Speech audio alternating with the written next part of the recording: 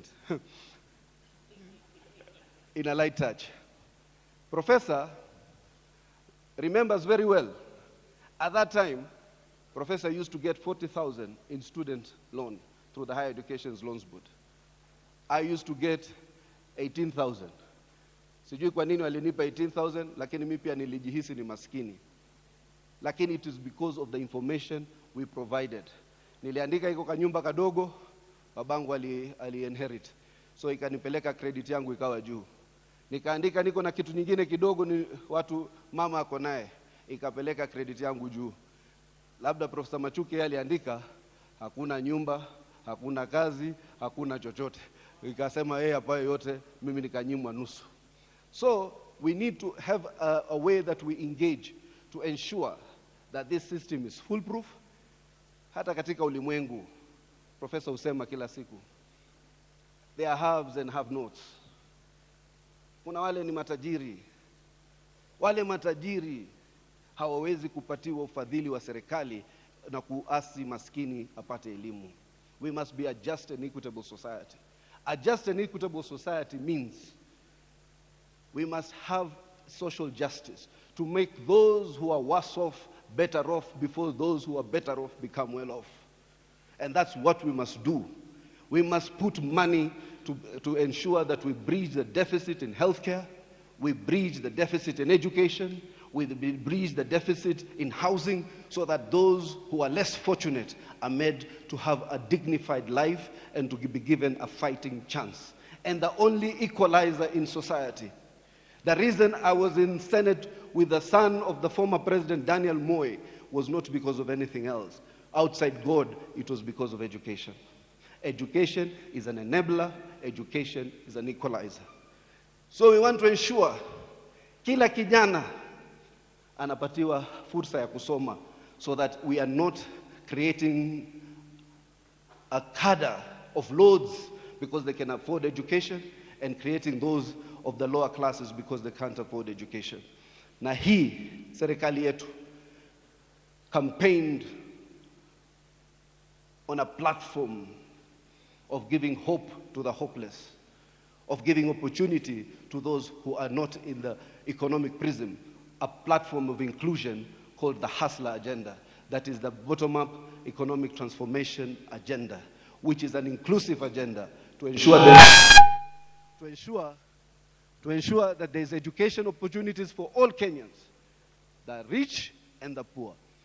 Kwa hivyo, tafadhalini, tukija kwa hizi town hall, we have come to engage constructively because we are honest, we want honesty, and we have come here today to hear you.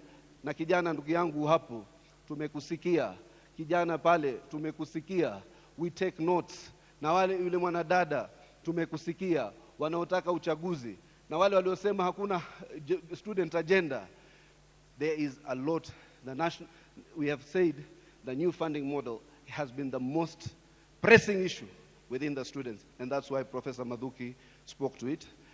The housing agenda, to bridge the housing deficit or the accommodation deficit in the universities, has been another. And as we progress, we will come to know more and more of what are the things that we devil or the things that are of a great concern to you. And finally, the instructions I have from His Excellency the President is to ensure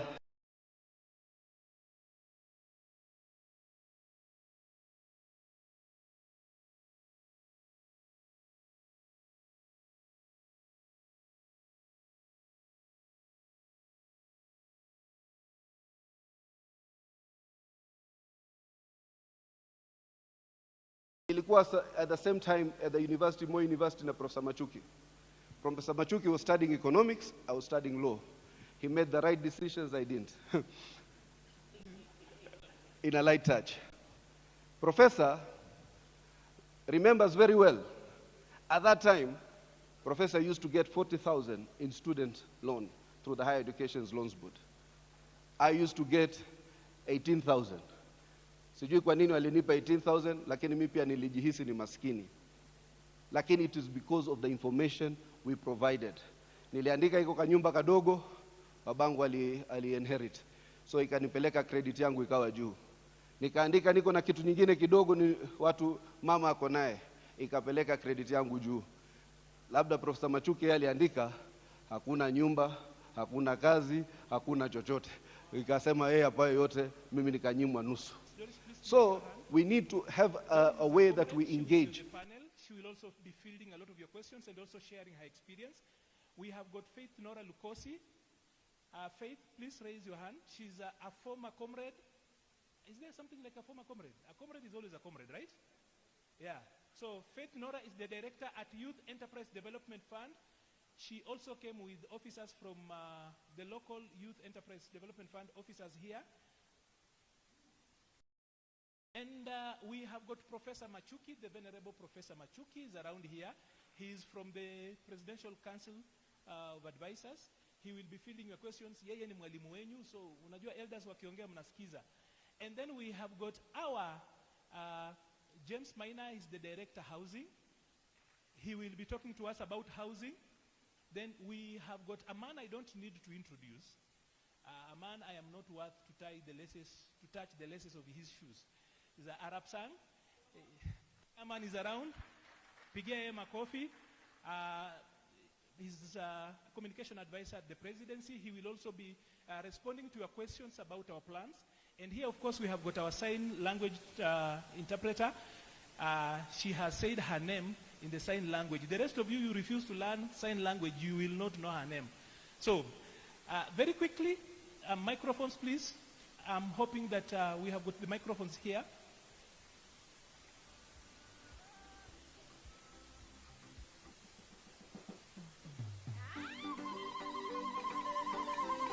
DJ, feel free to play music kama kuna gap, usikuwe na woga.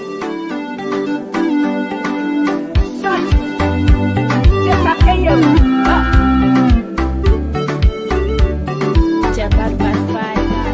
you. Also in the house, just arriving is our treasurer, national treasurer, Honorable Nyakundi is around. So, I'd love to begin with the comrade in the house, Doris. Today, you'll be opening the conversation with us. Hiyo kona kuna consultations mingi sana. So mninulie tu mkono tuende pamoja na nyinyi. There's too much consultation from that end. Msiangalie nyuma, ni nyinyi naongelesha. Hello? Aya, sawa. So, Doris, you are the opener for the conversation today. I'd love you in a minute to tell us about the Comrades chapter, what it is about. Because there are guys who are here, but they're still asking what the Comrades chapter is. Na vizuri pia utuambie umetoka chuo gani? Unaweza kuwa umetoka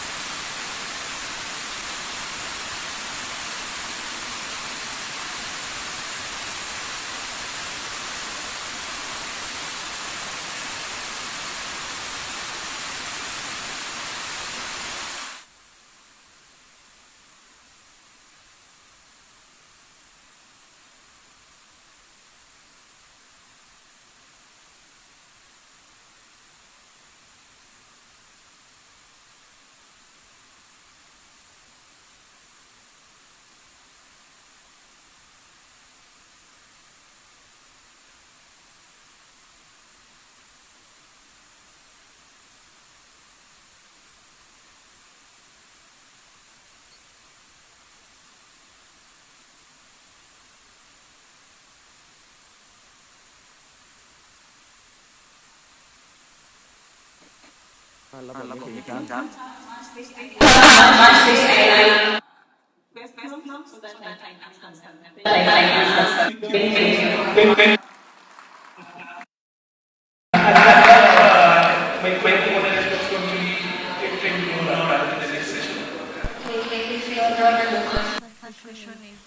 is the government doing for financial inclusion for both comrades and young people?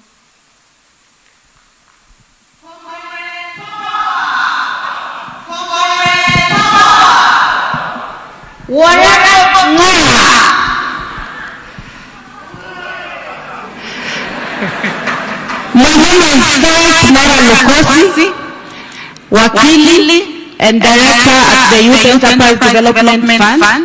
I'm a champion for youth inclusion in policy-making processes and a comrade at heart. Once a comrade, and all of us are here because we are comrades at heart. We understand the challenges you are going through. Tunajua comrades wanainama na tunajua comrades wanagongewa, and we are here to make sure that we are empowering our comrades economically, politically, so that hawagongewi na hawainami, ndio? Yes, first of all, allow me to appreciate our SG, Honorable Hassan Omar, for creating such a good platform to engage comrades in political participation. There is nothing for young people without young people. And what I am witnessing here through this comrade forum is that the SG is empowering comrades, because comrades are leaders of today and not tomorrow. I am a young person as well, and being on the board of Youth Fund, I can attest that the UDA party has the interests of young people at heart. You can see Doris Cherotich, my fellow panelist from TUK, is also a comrade. Maliba is also a comrade, and we have so many comrades in UDA party in appointive positions, in elective positions. So comrades, take advantage of this information so that you can empower yourselves and also be meaningfully involved in policy making processes. I'll be talking about inclusion in policy making processes, and particularly in matters financial inclusion. The Kenya Kwanza government is very heavy on financial inclusion for youth, women, and persons with disability. And there are affirmative action programs that the government has come up with to support young people to be economically empowered. We have Uwezo Fund, we have NGAV, we have Hustler Fund, and we have Youth Enterprise Development Fund, or Youth Fund, which I am here to talk about. Youth Fund is the fund designed specifically for young people, to empower young people through enterprise development. We are here to put money in the pockets of comrades. UDA, kazi ni kazi. Sisi kama Youth Fund tunaweka pesa mfukoni kwa mifuko ya vijana. And I will be telling you how you can access this money to empower yourself while you are still in the university. Thank you. Thank you very much, Faith Nora. Please clap for her. Unajua, you guys mmepata city juzi. So kuna vile hamshtuki mkiona watu wametoka Nairobi. Mtupigie tu makofi tafadhali. Hata kama mko na city mpya, najua yenu ni mpya. Hey, comrades power. Viva comrades, viva. Comrades transact. Nyinyi hamjui hiyo? Sawa. Anyway, quickly, I'd love Professor Machuki. Professor, habari ya leo? Nzuri sana. How are you? I'd love you to start where it really matters here. That is the new funding model. I just want you in 2 minutes to explain why was it necessary for us to change, and explain a little bit of it, because kuna propaganda mingi sana, majitu story na hizo vitu zingine. So take just 2-3 minutes to just tell us why we changed and how it looks like and where we are going. I know part of it is in court, but that doesn't stop you from talking about the policy end to it. Thank you much, moderator. Comrades power. Comrades power. There is quietness there. Or you are TikToking. Is it TikToking? Comrades power. Comrades rear. Comrades transact. Thank you. It will be confirmed. Thank you very much. The leadership of the UDA party, represented by the Secretary General, and herein having the National Treasurer, Honorable Japhet Nyakundi, and all the protocols observed, our chief guests, the comrades. I'm happy that this session is here not only to advance the comradeship in the UDA, but also to mentor the young people so that the strategic intent of His Excellency the President is realized. He talks about the next generation, and this is a deliberate effort to build leadership for the next generation. Quickly, going into the new funding model, it is one of those policy conversations that have gone on, and we continue to engage. And I want to point out that the government of Kenya is obligated to provide public good. And one of those public goods is education, both from the basic education, tertiary, and higher education, that is at university. It is also a fact that for a long time had attempts toward funding universities in Kenya. And as we sit here, early 90s, there were very few universities, and currently public universities together with the private ones have increased in number.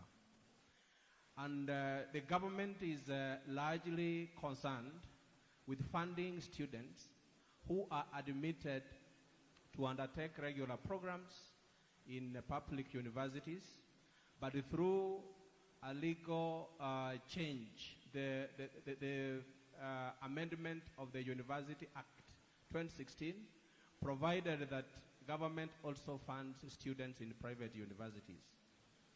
The new funding model came on board because of the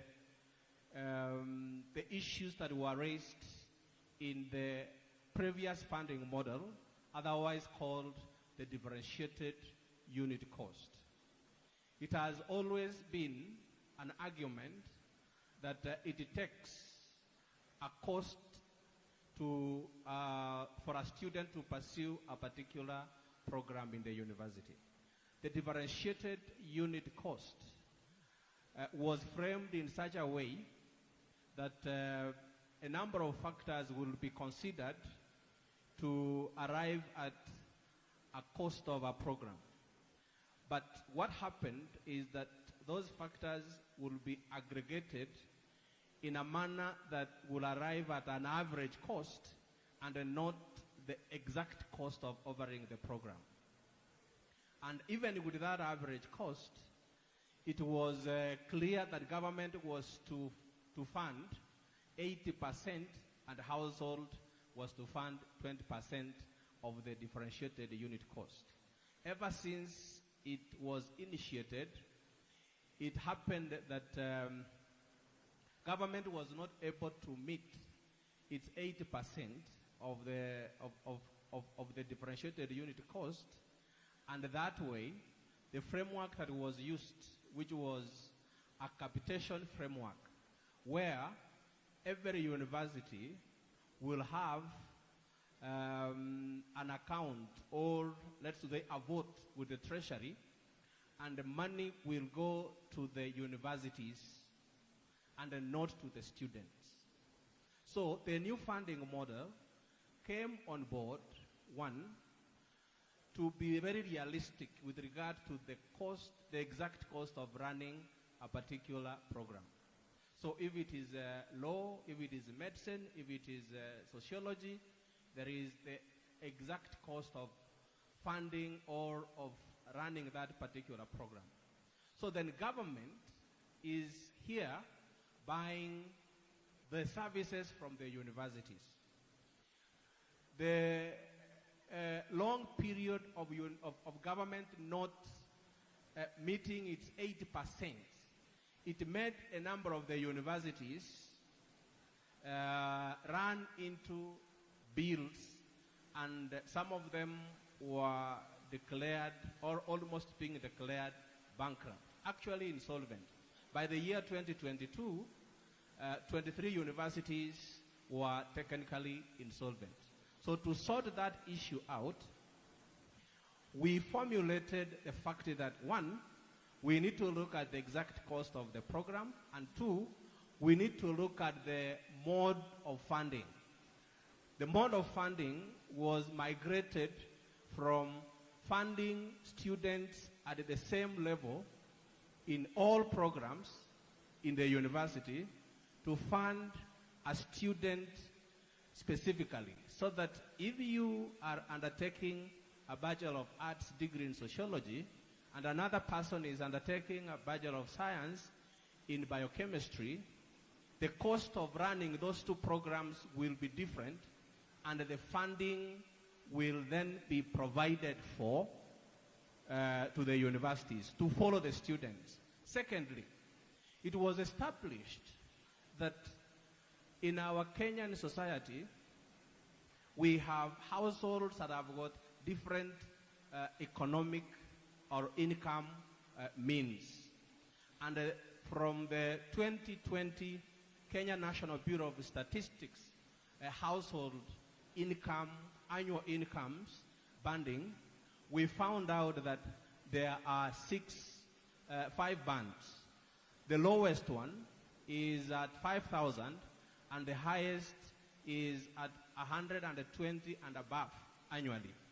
So we then established that different students in our Kenyan society who get to universities actually come from families that have got different levels of incomes. And then, using that particular information, we were able to argue a case that in the old funding model, students who come from humble backgrounds, students who come from backgrounds that are able, they are funded equally. So in the spirit of equity, in the spirit of inclusivity, we found out that there was discrimination in the previous funding model. The new funding model then will consider a background of the student in terms of ability to pay in order to determine the level of need of funding and the cost of the program. Then we asked ourselves a question: how does government then do the funding? One, students who are at the bottom of the pyramid, those that are vulnerable, those whose annual income is below 5,000, will have access to a higher proportion of the scholarship and a lower proportion of the loan, and the lowest proportion of the household contribution. And the students, and that figure, then that percentage continues to be incremental to those that are in band 5 who are able to fund to a particular degree the level of the loan to be able to repay. Then the scholarship is lower and the household contribution is higher for purposes of equity. Now, ever since This model was then introduced. Students who get admitted to universities, you are required, you get a letter admitting you to a university, and you are told the cost of the program you have been admitted for is 720,000. You are then advised to apply for funding from the Higher Education Loans Board, and in the application, you are supposed to supply particular information. This information, the family background, the primary school that you attended, then the size of the family, and the rest of other details are then taken on board to construct what is called the means testing instrument.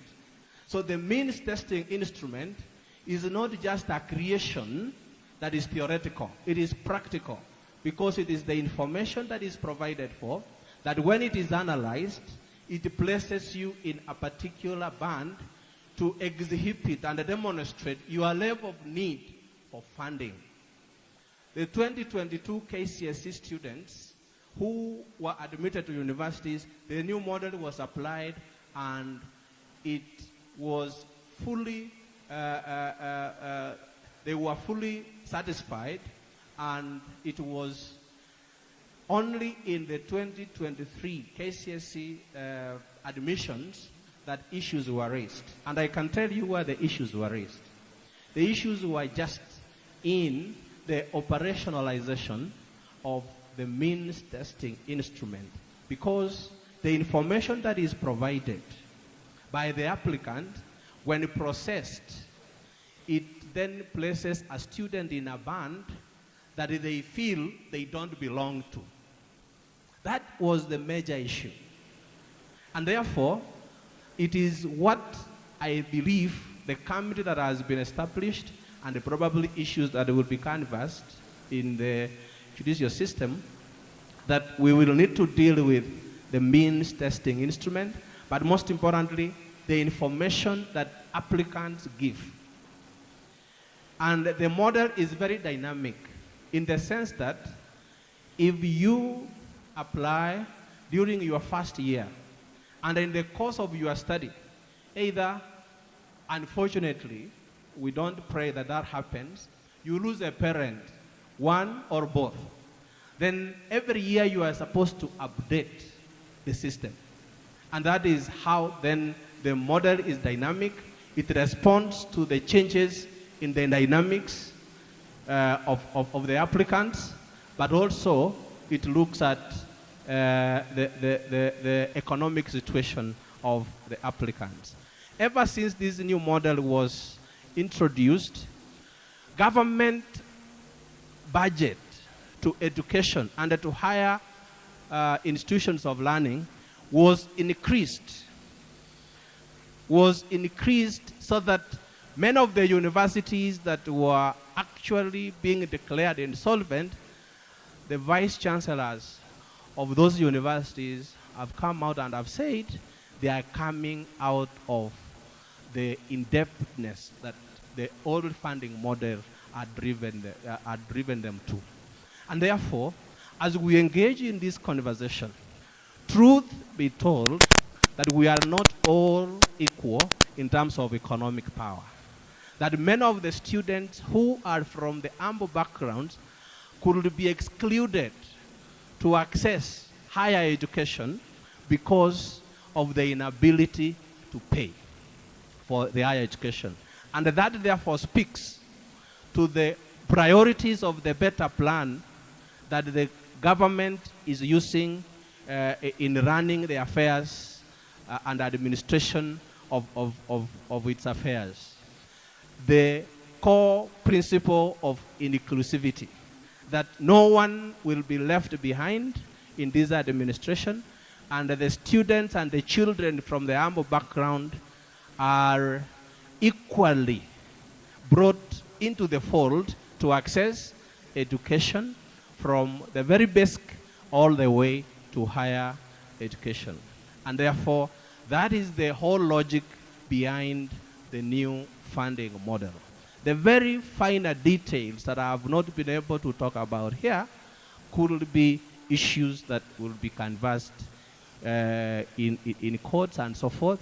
But I've just provided a broad rationale why the new funding model was introduced. It was based on fact, it was based on empirical evidence, and if anyone is seated here, you could access for the last 5 years what used to happen in the differentiated unit cost funding framework and what has happened in the new funding model starting from the year 2022, and you will be able to have a comparative analysis that is empirically informed, and you will have a conclusion that the new funding model is actually working to get many students into universities and to get many universities out of their indebtedness. Thank you. Clap for him. It's just important to remind you guys that before HELB, there was something called HELF, established in 1952. In 1992, we reviewed that and came up with HELB. So the arguments that it has always been constant is not true. We graduated from HELF, that is the Higher Education Loan Fund of 1952 that was changed in 1992 to come up with what we have as HELF, and now we are trying to move to a new platform. We always change to suit our situation. He spoke about equity. I need to repeat that. Equity. Carol, uko na kitu ya kusema kwa Daktari James?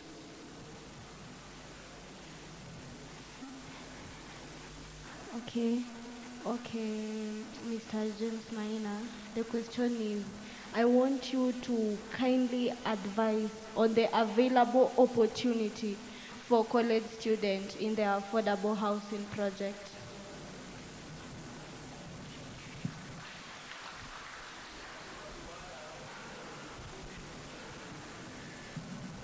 Thank you.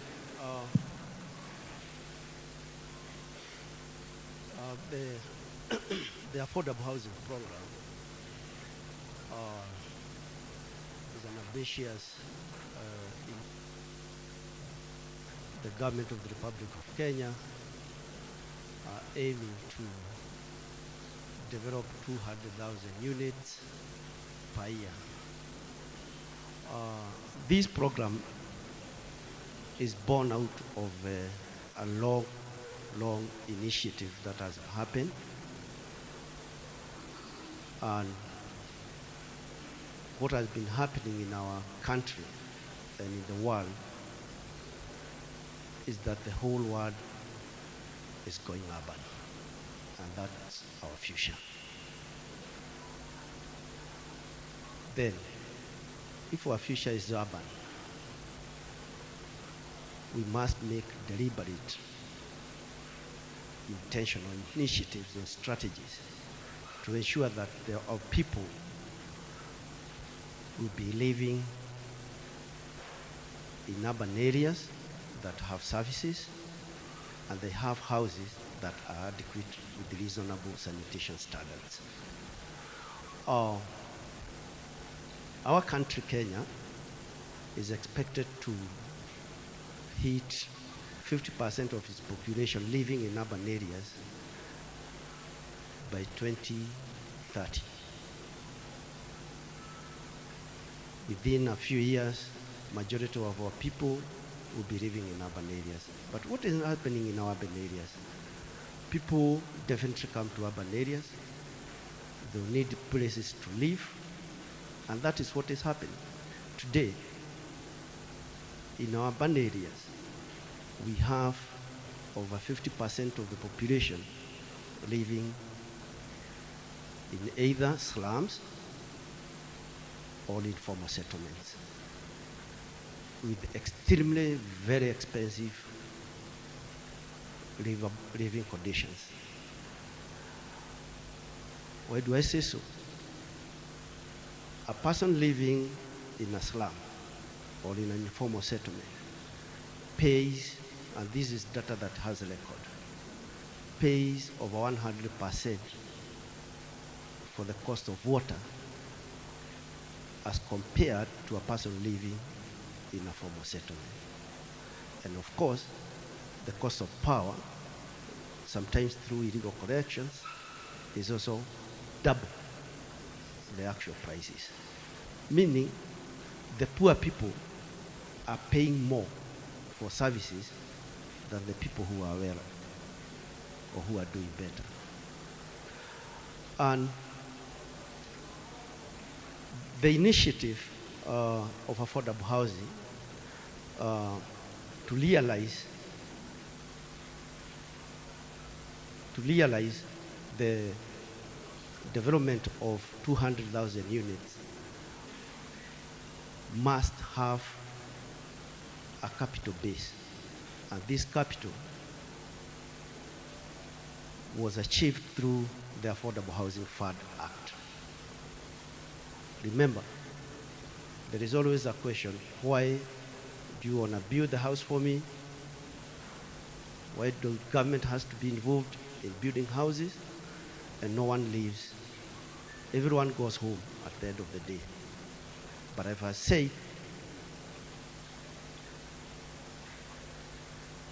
the only number of houses that has been constructed from the demand of 250 is 50,000 by the private sector. Meaning, over the years, we have been cumulatively not getting 200,000. And as today, we have approximately 1.8 houses that requires to offset the cumulative shortages. The Act, the Affordable Housing Act, provides in its section 2, the purpose of the affordable housing is to develop houses as well as institutional housing. And what is institutional housing? The Act again further defines what institutional houses is. And institutional houses are houses that are for civil servants, police, and student accommodation. And here now comes another big challenge that we have in our country. The student enrollment by 2023 in our universities was 462,000.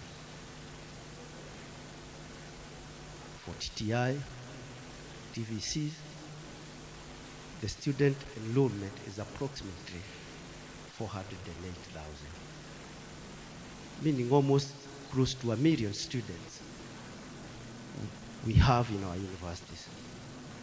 But again, these are some of the challenges that we need now to surmount, because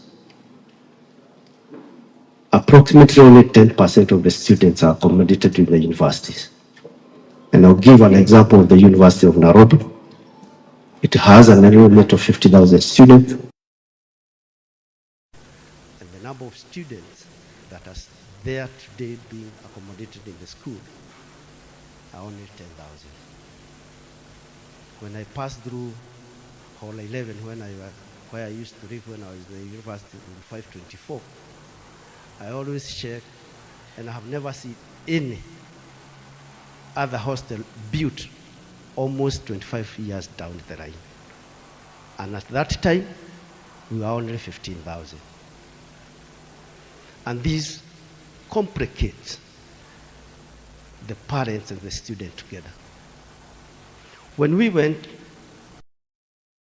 get the opinions of the people on the affordable housing law, parents told us,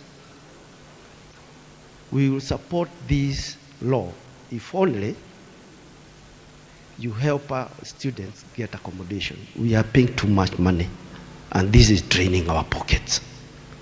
And when we took it to Parliament, they accepted, and today we have a plan to build student hostels through this fund. So, as part of our program today, We have over 300 applications from the universities, and we have shortlisted, tried to work out a program for TTI. On our phase 1 of the project, we are starting with 181 TTI, TVCs, and KMTCs spread across the country. And we are also working on 50 universities. All of these, we cumulatively, in this financial year, once we start the projects, because we have put this budget, we are going to start construction of approximately 150 beds for students. And why the interest in student accommodation? Universities worldwide do have exchange programs with foreign universities in order to build the intellect and development of education. Students require an environment that will enable them develop their intellectual capabilities. But a student living in the slum, Babati structure struggles to feed. I've heard you say Kuinama. Luckily enough, today I've learned Kuinama. It's just today to get to the lunch pass. Am I right? So, if the students are taken back to the university, they will save, or the parents will save that money, and the student will have some money to take care of his personal needs, his or her personal needs. So, for the program to be sustainable, the universities will have to pay back to the Affordable Housing Fund the amount of money that was used to construct, but over a long period of time. Meaning, when it is spread to 30 years, the student will be paying an affordable amount, which will be decided by the university and yourself, your student leaders. You know what will be affordable for you. That decision will be made by yourselves. And limit that money. Once the money is limited back, it creates a sustainable fund that will keep on developing more affordable hostels until this shortage is overcome. That is not the only part that the affordable housing is dealing with. The affordable housing also deals with social and physical infra. So once we go to build the student hostel, we are not going to build only the hostel. It will be accompanied by other social facilities, such as playgrounds, social hall like where we are. And this will also enable the students to develop further. When you go to housing, similarly the same. Adequate housing does not mean only a house. It means houses with other facilities, including play areas, markets, shopping center, so that we make our cities sustainable. And our cities, we have people to celebrate what we call celebrating cities, or what we call live, play, and work places. That is the ideal situation of the affordable housing, and we are making it a reality because today we have over 124 houses going on under construction. By close of the year, we'll start handing over these houses. In Nairobi, we'll be handing over, by December, we'll be handing over 1,000 units in Mukulu. Here in Eldoret, we have over 5,000 houses ongoing. We'll be handing over. We are pushing the contractor to finish a project of 220 units here in Eldoret. We expect it